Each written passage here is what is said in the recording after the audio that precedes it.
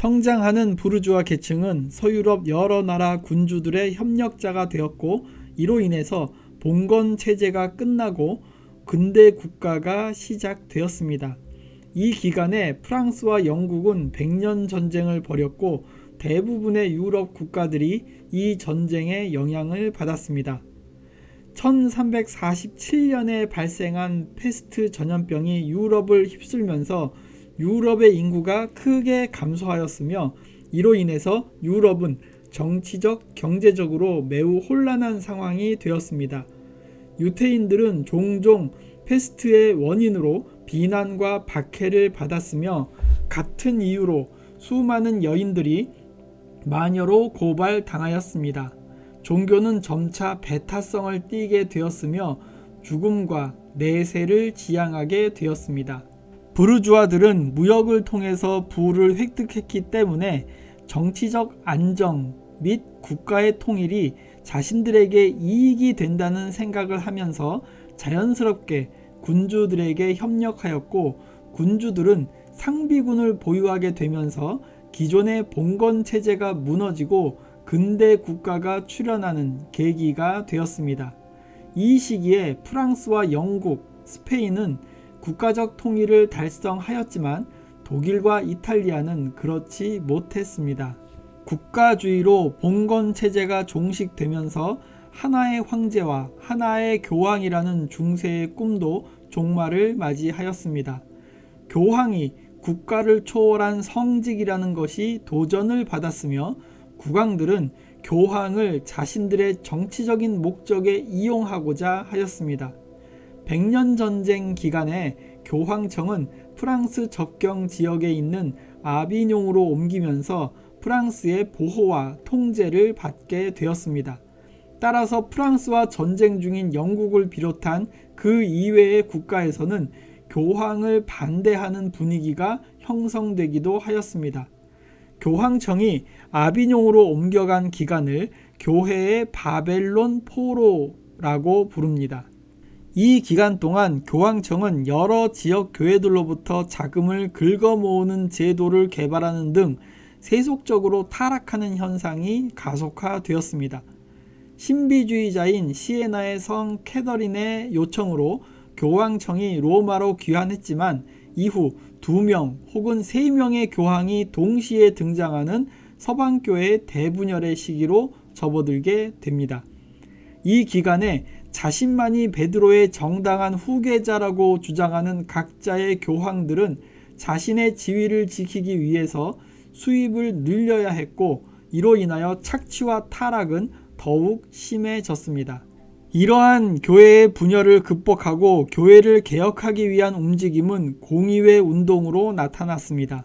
교회는 진정한 교황을 결정하기 위해 공의회 운동을 일으켰지만, 오히려 교회가 더 분열하는 결과를 초래하기도 했습니다. 1409년에 피사에서 공의회가 개최되었고, 분열을 해결하기 위해서 공의회는 현존하는 2명의 교황을 폐하고 제3의 인물을 교황으로 임명하였지만, 2명의 교황이 공의회의 결정을 거부하면서 오히려 교황이 한 사람 더 불어나서 3명의 교황이 되는 상황으로 전개된 것입니다. 이후 1414년부터 1418년까지 계속된 콘스탄스 공의회에서는 결국 2명의 교황을 퇴위시키는데 성공하였고, 3번째 교황이 죽으면서 자연스럽게 새로운 1명의 교황을 임명할 수 있게 되었습니다. 이로써 서방교회의 대분열을 끝냈는데, 이 공의회는 존 후스를 이단으로 정죄하고 화형에 처한 것으로 유명합니다. 이후 공의회는 교회의 개혁을 위해서 지속적인 공의회 모임을 가지려고 했는데, 이후 공의회 자체가 분열되는 상황이 전개되기도 하였습니다. 이후의 교황들은 르네상스 정신에 몰두하면서 교회의 영적인 생활보다는 로마의 재건과 아름다운 궁전과 다른 이탈리아의 세력들과 전쟁하는 것에 더 많은 관심을 갖게 되었습니다. 르네상스는 대개 이탈리아에서 시작된 운동으로 고전적인 고대의 문학, 예술, 그리고 철학으로의 복귀를 그 특징으로 합니다. 르네상스는 기본적으로 고대의 이교도의 문화와 전통이 포함되어 있었습니다. 르네상스의 지도자들은 중세 기독교의 금욕적인 것을 매우 싫어했으며 인생의 기쁨과 심지어는 쾌락, 인체의 아름다움, 그리고 인간 정신이 지닌 능력 등을 강조하였습니다. 르네상스 시대의 교황들은 그레고리 7세와 같은 수도원적 성향을 지닌 교황들과는 뚜렷한 차이를 보였습니다. 그들은 인생과 그것의 아름다움을 즐기고 로마를 예술적이고 지적인 세계의 수도로 바꾸는 것에 치중하였습니다. 이것을 위해서는 더 많은 돈이 필요했기 때문에 교회의 경제적 착취와 타락이 더욱 심해졌습니다. 여러 명의 교황들이 자기들의 통솔 하에 정치적으로 이탈리아 반도를 통일하려고 하면서 끊임없는 전쟁과 정치적 음모가 성행하였습니다. 이와 같은 교황 중에 한 사람으로 이후 종교개혁이 시작될 때 로마에서 통치한 교황이 레오 10세였습니다. 교황권처럼 스콜라 신학도 위기를 맞이했습니다. 철학적이고 전문적인 어휘에 의존하는 스콜라 신학은 기독교인들의 일상생활과는 멀어졌으며 오직 신학자들에게만 관심 있는 주제가 되었습니다. 신학은 점점 복잡하고 난해하게 되었습니다. 하나님은 인간의 이성에 종속되지 않는다는 논리 때문에 신앙과 이성의 간격을 멀어지게 만들었습니다. 신학은 이해하기 어려운 난해한 것만 다룬다는 인식이 강해졌습니다. 그 당시 일어난 주요 신학 운동은 윌리엄 오컴과 공회주의자들이 전개하는 유명론이었습니다. 이 신학은 공의의 운동을 지지하는 것 외에도 하나님의 주권은 대단해서 하나님이 어떤 이성의 범주나 도덕적 원리에 종속되지 않는다고 주장했습니다. 루터가 신학생 시절에 알게 된 것은 바로 이 유명론자들이 이야기한 이해 불가능한 하나님이었습니다.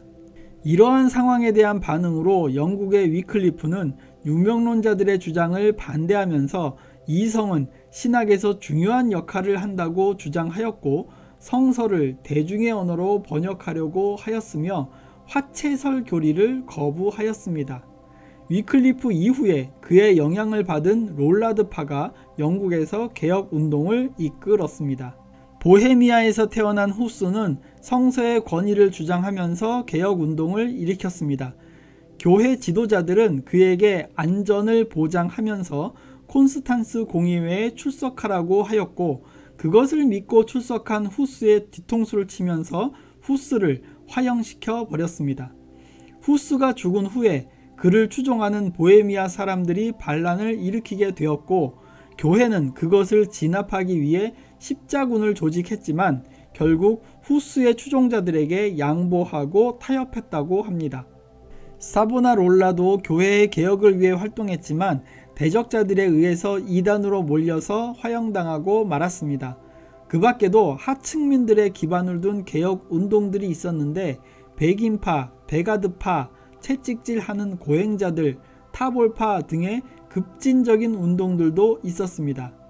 그리고 학문을 통해서 교회를 개혁하려는 사람들이 등장했는데 이들이 바로 에라스무스를 중심으로 한 인문주의자들이었습니다. 한편 어떤 사람들은 교회를 개혁하려 하기보다는 신비주의에서 그들의 안식처를 찾았습니다. 이 신비주의는 유럽 전역에 퍼졌는데 라인강 유역을 중심으로 가장 활발했다고 합니다. 마이스터 에크하르트, 존 타울러 등의 신비주의자들은 기존 교회와 충돌하는 일은 없었지만 교회의 권위와 정치 구조에 대한 이해를 타파하는데 어느 정도 기여하였다고 합니다. 우리가 서방의 기독교에 집중하고 있지만 동방의 교회는 그리스 정교회, 러시아 정교회, 네스토리우스파 교회, 단성론자들의 교회로 존재하고 있었습니다. 이들 중에서 비잔틴 제국의 공식 종교인 그리스 정교회가 가장 많은 수를 갖고 있었습니다. 비잔틴 제국은 성장하던 투르크 세력의 끊임없는 공격으로 계속 축소되다가 결국에는 콘스탄티노플 도시만 남았다고 할 정도로 약화되었고 마침내 그것마저도 1453년 투르크의 손에 넘어가고 말았습니다. 콘스탄티노플의 함락은 새롭게 모스크바의 부상을 가져왔습니다. 이것은 동방교회에서 러시아의 교회가 중요하게 인식되었다는 것을 의미합니다.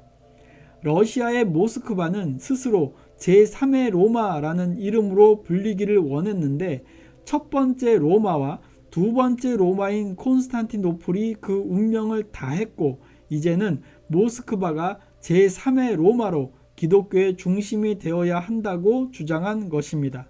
이때부터 러시아 정교회는 동방교회에서 가장 중요한 교회가 되었습니다.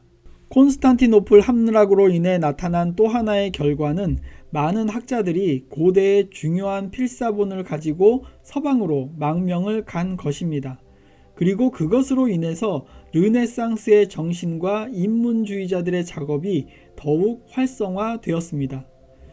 중세 후기의 기독교 세계는 모든 방면에서 교회가 이대로는 안 된다는 분위기를 형성하고 있었고 개혁을 향한 끊임없는 요구가 다양한 분야에서 제기되고 있었습니다. 중세 후기의 이러한 모습은 이후 16세기에 종교개혁이라는 변화를 위한 분위기가 무르익고 있었다는 것을 보여줍니다.